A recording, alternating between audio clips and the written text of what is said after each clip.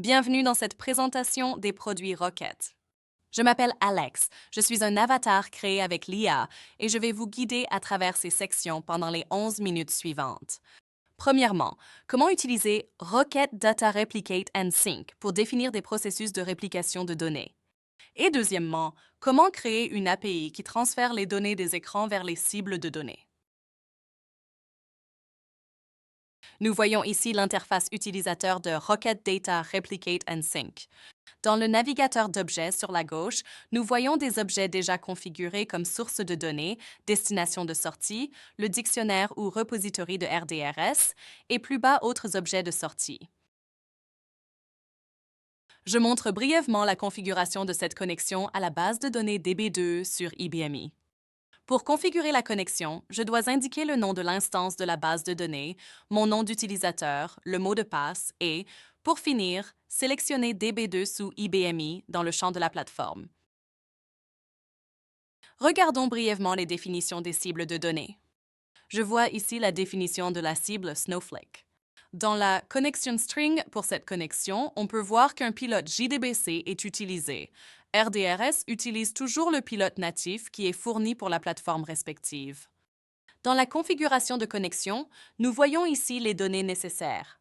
L'endroit où est installé le pilote JDBC, c'est-à-dire Snowflake. Mon nom d'utilisateur, un compte, ainsi que mon mot de passe, puis le nom du schéma dans Snowflake, mon rôle, et enfin le nom de l'entrepôt et de la base de données. Je vérifie encore brièvement si la connexion à Postgres dans le cloud AWS est également complètement définie. Le nom d'hôte, le port, la base de données, le nom d'utilisateur et le mot de passe sont remplis.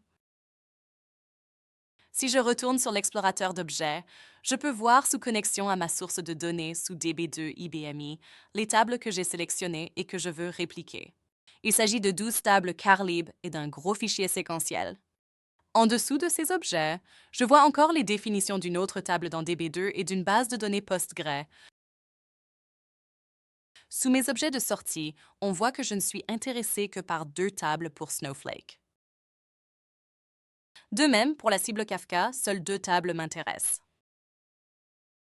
Pour Postgres, je sors toutes les tables. Ici, le nom de la bibliothèque a été perdu. À la place, j'utilise un nom de schéma suivi du nom de la table pour nommer les tables. Si je veux voir sur ce système IBMI où la table CARB02, qui contient les contrats de location de voitures, est mappée, je peux afficher la définition du mapping en cliquant sur la souris. Je vois alors que la table est transférée vers Postgres sur AWS vers Kafka. Sur un Postgres local et sur Snowflake. Dans les mappings Snowflake, on voit que, comme je dois toujours insérer un enregistrement, je dois indiquer l'opération, c'est-à-dire s'il s'agit de create, read, update ou delete. Et j'ai en outre besoin d'un horodatage. J'aime diviser mes transferts en masse en fonction de l'hôte et du système cible. Bien sûr, on pourrait aussi sélectionner plusieurs destinations en même temps, mais je trouve que c'est plus clair ainsi. On voit ici que je réplique toutes ces tables à partir de cette base de données DB2, d'abord vers Postgres sur AWS. Pour mon chargement de bulk Snowflake, je n'ai besoin que de la table CARBZER2 avec les données des contrats de location, et c'est elle que je transforme ici en Snowflake.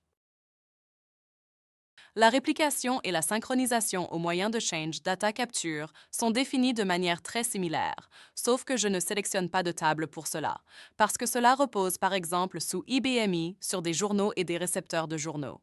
Et le client DB2 Connect reprend toutes les modifications qui sont effectivement consignées via les journaux et les récepteurs de journaux. Pour les bases de données sur le mainframe, c'est similaire, selon que nous utilisons les journaux ou d'autres méthodes pour capturer les changements CDC.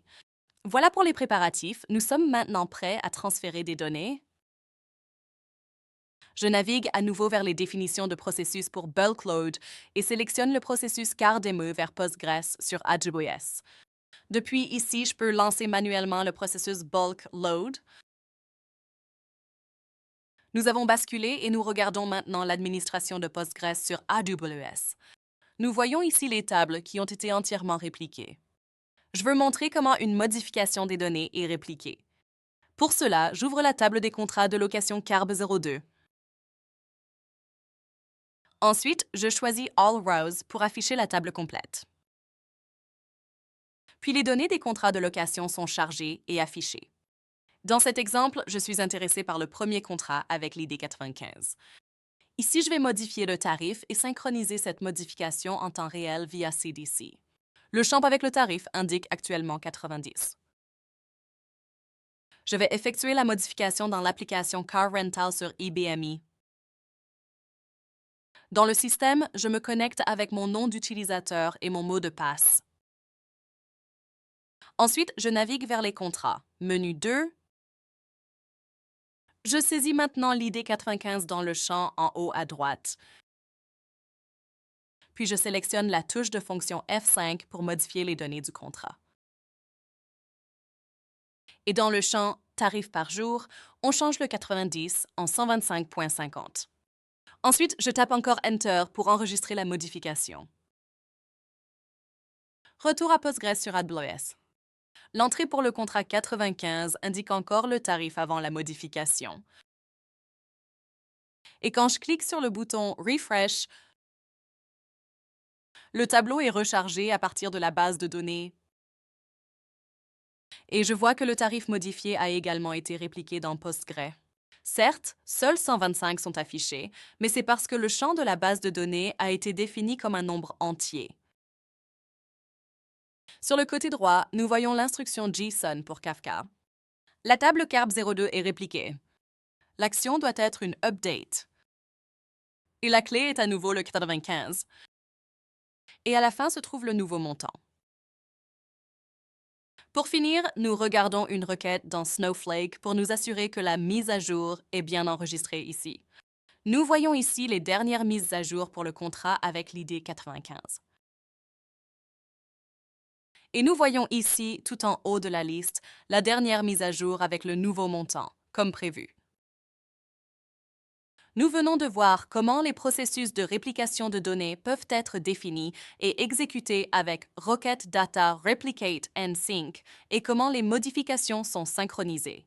Dans la deuxième partie, nous verrons comment utiliser une API pour transférer les données des écrans IBMI vers d'autres cibles. Revenons sur l'écran IBMI. Maintenant, passons à l'API Workbench Rocket Software permettant de récupérer les données saisies dans les écrans IBMI pour les enregistrer dans une base de données dans un premier temps, puis les répliquer sous la forme de flux de données vers Kafka par Change Data Capture. J'ai déjà enregistré la mise à jour de certains champs dans cet écran à l'aide de l'API Workbench Rocket. Nous voyons ici le Rocket API Workbench. Nous voyons ici les opérations de saisie de données enregistrées précédemment. L'API récupère les données de l'écran, les définit en étapes individuelles qui sont ensuite regroupées en microflow et peuvent être rappelées par la suite. Cette API a été mise à disposition en tant que service REST et peut ensuite être appelée par d'autres services composites. Nous voyons ici la chaîne de processus de cette API composite. Comme première étape, ce service va supprimer toutes les entrées de ma table contract. Pour ce faire, la table contract est chargée à partir de l'application IBMI. Cette étape appelle un autre service REST Composite qui charge ensuite, pour chaque contrat de location existant, les variables de l'écran pour ce contrat. Ces données sont ensuite enregistrées dans une table DB2. Change Data Capture est configuré pour cette table. Ainsi, le RDRS peut générer un flux des modifications dès qu'elles sont écrites, qui est ensuite répliqué vers Kafka. Bien entendu, ces données peuvent également être répliquées sous une autre forme vers de nombreuses autres destinations. Ce processus complet est suivi pour tous les contrats de location de voitures. Dans la fenêtre en bas à gauche, on peut voir l'API composée. Le bouton Execute me permet de lancer l'exécution de l'API. À droite, dans le Kafka Visualizer, nous voyons les mises à jour. Et en dessous, nous voyons à nouveau les données du flux comme précédemment. Un U pour Update, l'ID du contrat, puis le tarif pour ce contrat de location.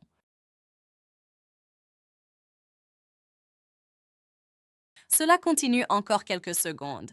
Il y a encore quelques contrats. Ici, dans cet exemple avec l'idée de contrat 2024-066, nous voyons ici l'action est suivie d'un D, l'entrée est supprimée. Pour terminer, je voudrais montrer la progression du streaming vers Kafka à partir de la console RDRS. Dans l'affichage graphique, nous voyons que le processus est en cours. Et un peu plus bas, nous voyons les statistiques exactes. Jusqu'à présent, 263 enregistrements ont été streamés vers Kafka.